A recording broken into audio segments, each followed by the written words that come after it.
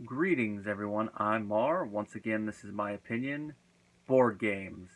They can bring a family together when there is nothing else to be had. A little less so now, considering we have so many streaming services and video games. But occasionally, the family will still sit down and play board games.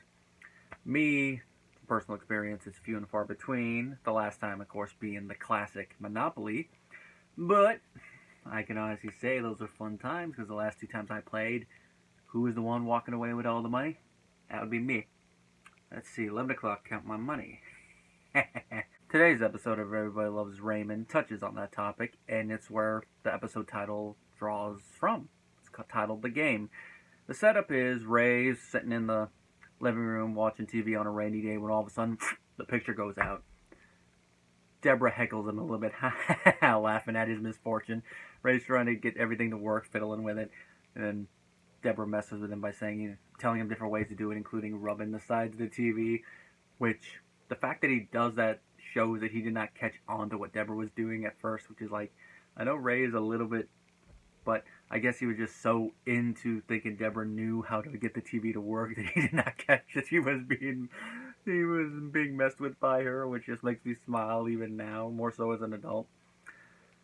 Of course, Ray seems to be overreacting just a little bit. I mean, you still got other stuff you could do. Me, it'd be like, alright, guess gotta read.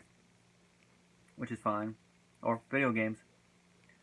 But he's freaking out. And then Frank comes in and he's freaking out too. It's like the end of the world. It's like that for a while. Frank and Marie come back over. Followed soon by Robert, who suggests, you know what, we're all here, why don't we play a board game? And he suggests one called Scruples, which, when this episode, I first watched it, I assumed Scruples was an actual board game, which, by the way, if I remember correctly, this is another episode I saw for the first time on this set. I don't remember ever seeing it in syndication. And watching the episode, there's not that really many moments where you could edit out stuff. So I can understand why it's probably not shown in syndication that often. Anyway, I thought it was an actual board game. Doing a little research, looks like it's not one. Which, it's a shame because of how they explain the rules in this episode. It'd be an interesting board game to do. It'd be fun, although, as we see in the episode, it could lead to the occasional fight. So I could see why there isn't one like this. The funny stuff with that, it starts at the beginning because Deborah's like, we don't have that one, and Robert's like, I gave it to you for Christmas a couple years ago. And they didn't even open it, so Robert takes offense to that. They sit down, they start asking each other questions, and as the game progresses, you can tell that even though they're supposed to be trying to kill time until the cable is fixed after they call the cable company, it's just an excuse for a couple of the characters to get answers that they could just ask outright. Like Marie, for instance, she makes up a question to try to ask Ray if once Frank's gone she can move in. And he says yes without even consulting Deborah. The smart answer would be, Ma, that's not an answer I'm going to give you right now. That's not even a question you should be asking now. That's something that me and Deborah would have to talk about. Which this subject does come up again in season 8, I believe. In one of the final episodes when Robert and Ray play golf and to decide who gets her, and then he just nonchalantly tells Deborah, oh, by the way, when Dad dies, Mom moves in with us, and she's just looking at him like, what? We get a little bit of that vibe here, too, because she takes him into the kitchen, starts talking with him. It's like, I know you don't like talking, but I thought this would pop up. When this popped up, we would at least talk. And then when Marie finds out that Ray got rid of the riot act over his answer, she is a little upset at Deborah now, and of course leads to finding out another little piece of information about Marie's relationship with her own mother-in-law, which of course echoes Marie's relationship with Deborah, and that is that Frank moved in Nani Barone without asking Marie, but she still took her in, which begs the question, why would you allow her to come in without at least discussing it? If it was me, I'd be like, nope, time out, nope, hold the phone. I mean, I'd probably let the person in depending on who they are, but it's still one of those things like, you're not going to discuss it with me?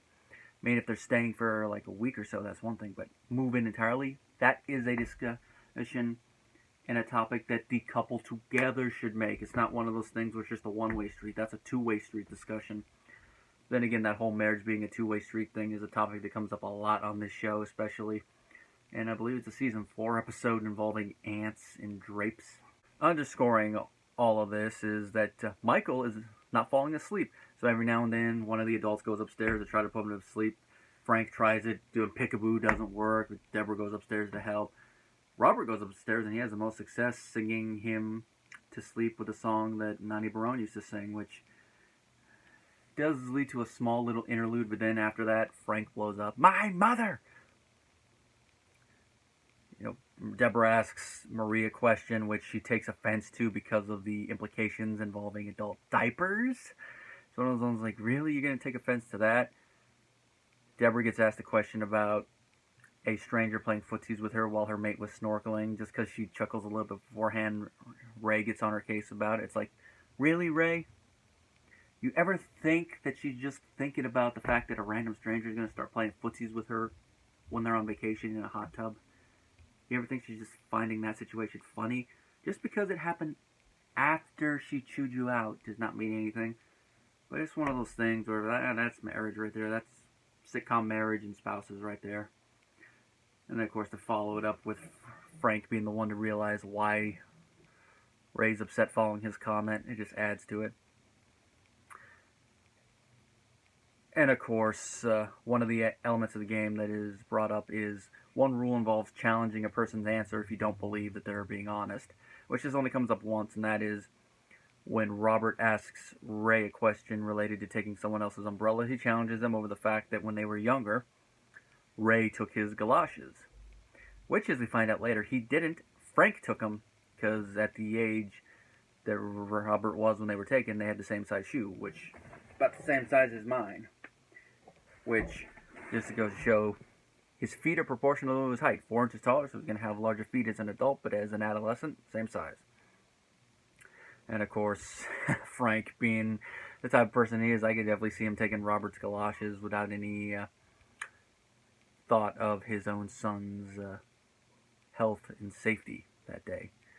Just Frank is that type of person. Always thinking about himself. Although he does think about others on occasion, which those just show that he is a well-rounded character, and I will bring those moments up when they are applicable. There are a couple that are going around in my head right now. This episode marks the first appearance of John Manfredi in the cast. Now, I hope I'm pronouncing that name correctly. It does have the double L. I doubt it's a Spanish name, but it looks like it's Italian, so going by the whole Latin rule, I'm assuming that the double L is pronounced like a Y. But if he pronounces it with an L sound, please forgive me, I'm just going based on how I see it spelled. In this episode, he plays the cable guy who gives them a fine because Frank put a cable splitter on their roof, which is something Frank would do. But it's sad for Ray because he's got to pay the fine, which is a couple grand, which is like, ooh, that was bad for the 90s. I hate to imagine what it'd be now, probably closer to $4 or $5 grand, if they adjusted it for inflation. Sometimes they don't. Now, for the longest time, I thought that this character could be Gianni, the character John will play in later episodes, which I'm guessing they liked him enough in this one that they decided to write the character Gianni for him later.